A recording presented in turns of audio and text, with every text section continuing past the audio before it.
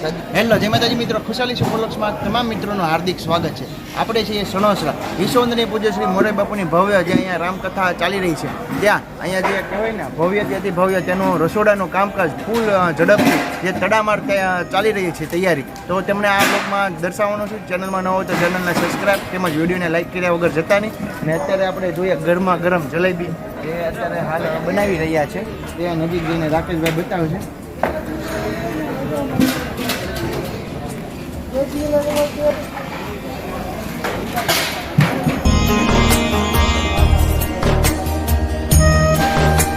આ જલેબીના ઘોસડાનો તમે સ્ટોક જોઈ રહ્યા છો, ખૂબ જ વિશાળ જે આયામાં કહેવાય કે મોટી મોટી ચોકીમાં જે ઢગલા ભરેલા છે એને ત્યાં ચડાવવામાં આવેલા હતા. ચડાવીને પછી અત્યારે જે 3 તવામાં જે આ સાણી બનાવેલી છે ગરમા ગરમ, એમાં ડુબાવવામાં આવે છે. ત્યાર પછી એનો કલર બદલાઈ જતો હોય છે, તમને બતાવશે. એક સાથે નાખેલા છે 4.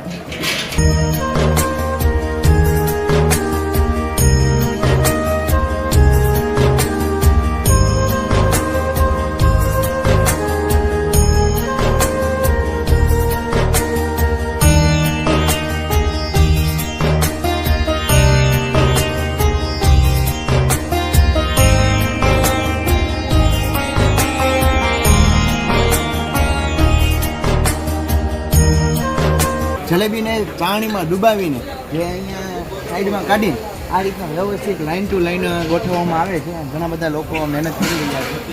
અહીંયા તમે મારી પાછળ એક્ઝેક્ટ જોઈ રહ્યા છો, ઘણો બધો બટેકાના ઢગલો જે સ્ટોક કરવામાં આવેલો છે. ત્યાર પછી આપણે જોવા જઈએ ને તો ખૂબ જ વિશાળ મોટા મોટા એવા સ્ટોક જે કહેવાય ને ટોપ, એની અંદર જે શાક ને એવું બધું બનાવવામાં આવે છે. તો આપણે આગળ જઈને જોઈએ એવા એક ટોપની એવા ઘણા બધા ટોપ રાખવામાં આવેલા છે.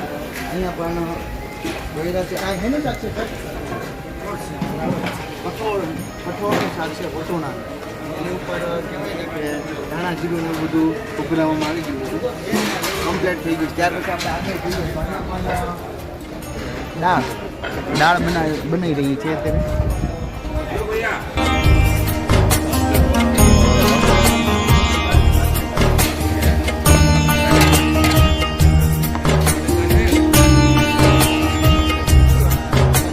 કેટલા કિલોની દાળ બને છે અને કેટલા હજાર માણસો આ દાળમાં જમી છે.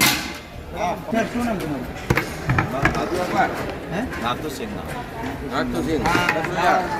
દાળ તમે બનાવો છો તે કેટલા મણની દાળ? 5 મણની દાળ છે. અને અંદાજે કેટલા માણસો જમી છે? 6,000 માણસો. એક સાથે 6,000 માણસનું દાળ બને. એક સાથે 6,000 માણસો જમી શકે ને તેવી જે આ દાળ બનાવવામાં આવે છે. આખા ટોપની દાળ છે એટલે 100 કિલો 5 મણની દાળ છે.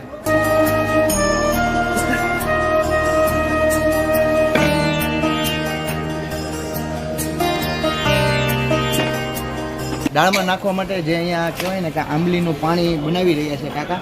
ત્યાર પછી આપણે અહીંયા આગળ જોઈએ તો જે ઘણા બધા ગોળના વેલીઓ છે નાની નાની.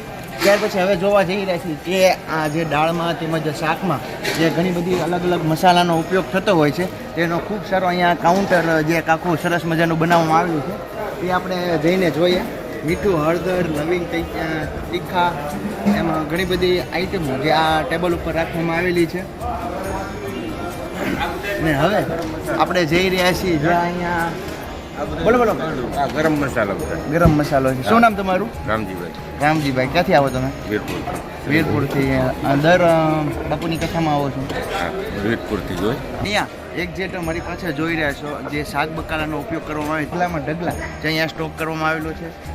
ચૂરણ, ટમેટા, ત્યાર પછી કોથમરી, આદુ, મરચાં તેમજ કોબી, દૂધી, વટોણા, ગુવા, એમ ઘણો ખૂબ સારો એવો સ્ટોક કરવામાં આવેલો છે. ત્યાર પછી એક્ઝેક્ટ મારી પાછળ જોઈએ છો તે કોઠાળ રૂમ છે, ત્યાં કહેવાય ને કે કાચું સીધું ત્યાં રાખવામાં આવેલું છે. ત્યાર પછી હવે આપણે આગળ જોઈએ તો અહીંયા સરસ મજાના ભાઈઓ જે પૂરીનું કામકાજ બનાવી રહ્યા છે, તે પણ જોશો કેટલા લોકોની બનાવી રહી છે. પછી આ તમામ વસ્તુ જે બનાવવામાં આવે છે તે એનો લાકડાનો સ્ટોક આ જગ્યા ઉપર કરવામાં આવેલો છે. તે એકદમ દેશી રીતના ચૂલા ઉપર બનાવવામાં આવે છે. તે પણ આપણે નિહાળવાના છીએ. ચેનલમાં ન હોય તો ચેનલને સબસ્ક્રાઈબ તેમજ વિડીયોને લાઈક કર્યા વગર જતા નહીં.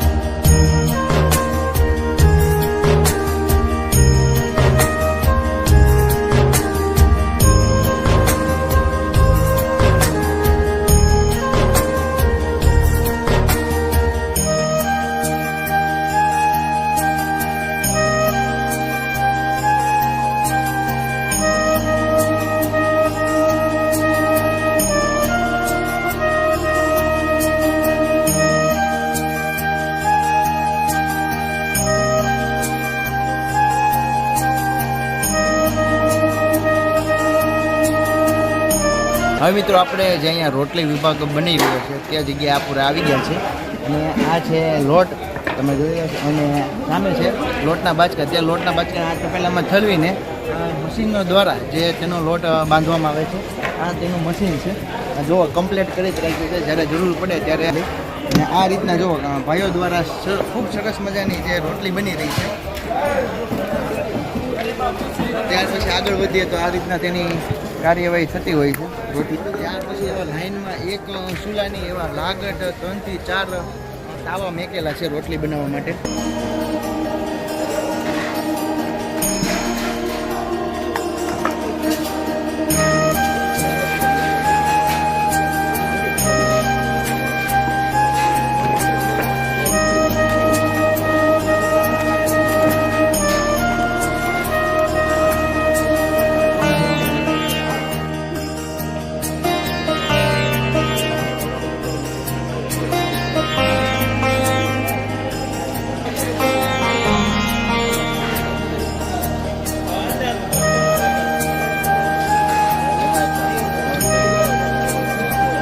જઈ રહ્યા છીએ જ્યાં ભાત વિભાગ જે અહીંયા ભાત બનાવવામાં આવે છે. આ કાકા દ્વારા છે આ તાવામાંથી ભાત કાઢી રહ્યા છે બનાવી. અને સામે જુઓ ભાત એક તવામાં કાઢે છે અને ઘણી બધી ગુણો છે એમાંથી ઠલવે છે બનાવવા માટે.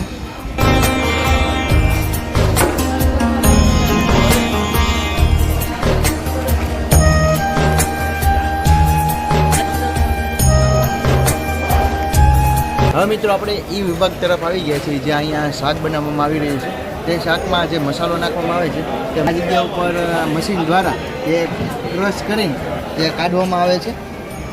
ત્યાર પછી આપણે આગળ જઈએ તો આ રીતના ખૂબ જ વિશાળ ટોપ છે. આમાં શાક અત્યારે હાલ બની રહ્યું છે. રીંગણા બટાકા દેખાય છે અત્યારે.